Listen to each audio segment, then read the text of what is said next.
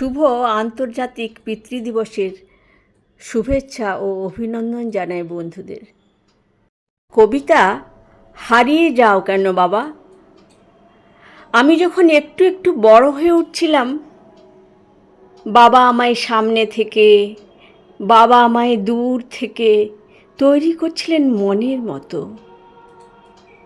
বকলেন কত, আদর করলেন খানিক, রাঙানো চোখে আমায় পথের ইঙ্গিত দিলেন। সারাদিন মন খারাপ।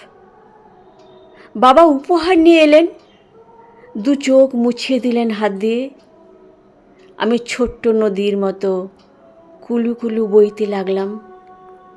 বাবা আকাশ হয়ে ঘিরে আছেন আমাকে। অনেকটা পথ পেরিয়ে এসেছি আজ। তোমার ছায়া সরে গেল পাশ থেকে।